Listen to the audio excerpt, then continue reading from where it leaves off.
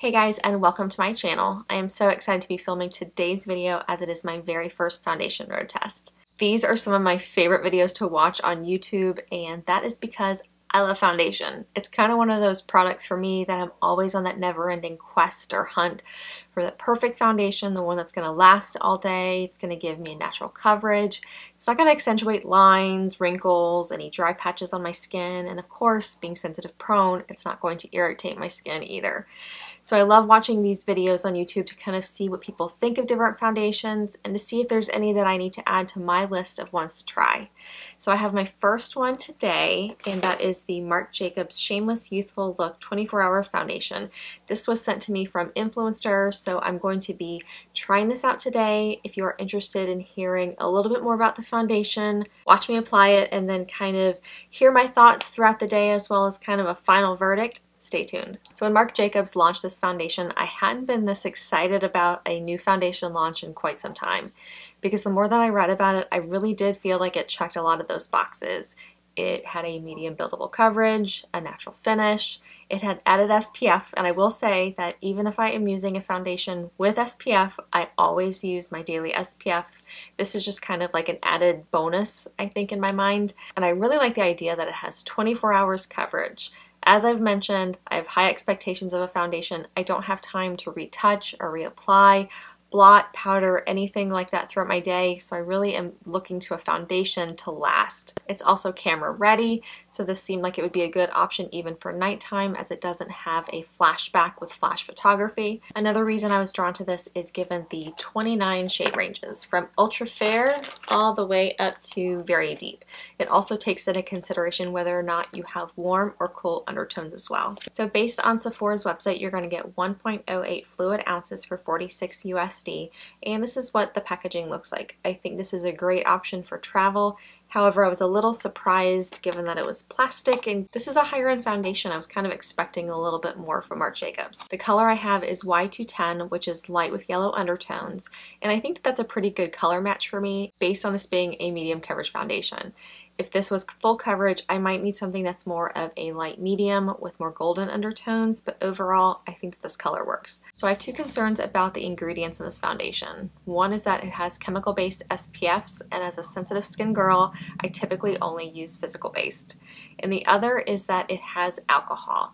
Alcohol can be very drying to the skin, and I think that the alcohol content contributes to it being a self-setting foundation, so we'll see if this either dries or irritates my skin. Alright guys, it is a little bit before 8 in the morning. I'm going to go ahead and apply the foundation. I've done my morning skincare, and my last step is the Paula's Choice Resist Super Light Daily Wrinkle Defense Broad Spectrum SPF 30. This is my favorite SPF, and even though this foundation has SPF in it, I view that as kind of an added bonus instead of being my sole SPF, so I still do use my everyday SPF. And I'm going to use a primer. I haven't used the Hourglass Mineral Veil primer before with this. I think I've used the Too Faced, the Primed and Poreless, and then I've also used the Laura Mercier Radiance primer with this before. I'm going to put a little bit in my hand. I've really been enjoying using this primer lately, and as you can see, this little sample's almost up. And I might pick up a new one of these in the Sephora VIB sale that's coming next month. If you guys would be interested in kind of knowing things that I might pick up as well as some of my suggestions, definitely let me know. I can certainly film one of those. Alright, so now that we are primed, I've used both a brush as well as a beauty blender for this, and I think I do prefer the beauty blender. The brush that I usually like to apply my foundation with is the IT Cosmetics Heavenly Luxe Complexion Perfection brush. I do know that Marc Jacobs came out with a shameless brush or something like that to go with the foundation. It's kind of like a paddle brush. I don't have any foundation flat paddle brushes, so we're just gonna use what I have. A little bit in my hand. And I do know from using this before that because it self-sets, you do need to kind of work with one area of your face before moving on to the next. So I'm just going to apply a couple dots to my cheek. And I just have a dampened beauty blender. I'm just going to blend that in.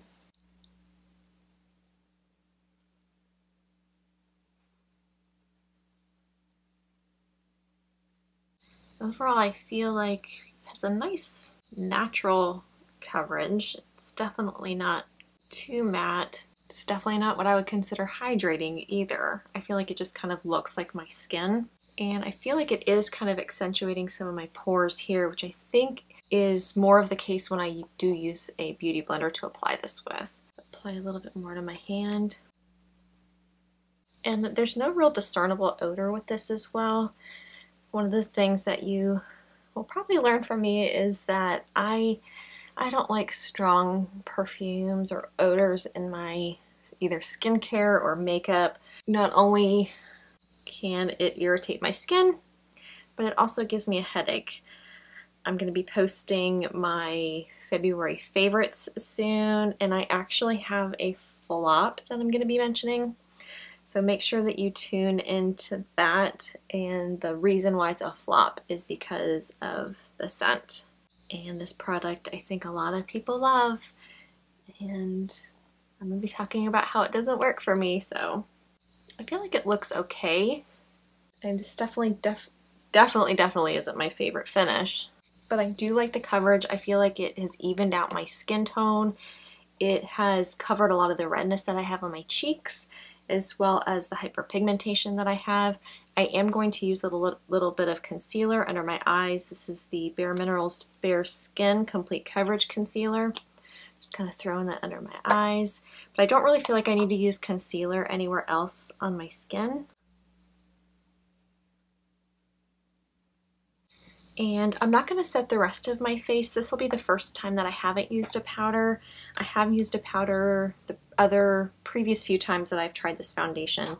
I'm only going to set my under eyes. I'm going to use the IT Cosmetics Bye Bye Pores Illumination just to set my under eyes. And this is typically what I do every day with my foundation. So that is the final look. I am going to be applying the rest of my makeup, and then I will be checking in with you guys throughout the day. Hey guys, it's a little after 11 and I'm here with Mama Kathy. If you have followed me on Instagram, you will remember my mom. Sometimes she joins me on lives. I'm trying to get her to also join me on YouTube, maybe for an empties or favorites. If you think that I should, definitely let me know in the comments below. So I'm getting her thoughts on the foundation that I have on today. So what do you think? Well, be honest. When I first looked at your skin, it seems like your pores were more prominent. Yeah. Pores on my cheeks. Mm-hmm. And you can see a little bit more lining under your eyes. Mm-hmm. And right in here, like that's a little bit more prominent. Yeah. From far away, does it look okay? But just up close, you feel like it? Even from far away, from this distance, I can see, like, I like to be able to see your face without knowing you have makeup on your face. So I can see the makeup a little bit. Yeah. But she's still beautiful. Oh, but look at my mom's skin. Oh, please, I have nothing on my face. I know, but look how beautiful your skin is for having nothing on your face. Nothing's on my face. Oh, you have to look there. Nothing's on my eyes. It is now 2:20 in the afternoon. Again, I've had this foundation on since 8 in the morning. I have been to the post office to see my mom, grocery store, lunch, and now back home. And overall, not too thrilled with how the foundation looks. I feel like it's starting to kind of lift off of the skin and separate in areas. And I'm starting to see it kind of wear off here and then kind of like on my nose. All right, guys, so this is my final check-in. I've had the foundation on for 10 hours. I put it on at 8 o'clock this morning. It's now 6 o'clock at night, and I'm actually eager to wash my face. This is not the first time that I have worn this foundation. This is actually, I think, the third or the fourth. I have tried a variety of primers. I have either set my face or didn't set my face like today, and the foundation doesn't quite work for my skin for some reason. I know some have had success with this, but I feel like it just didn't really want to stay on my face.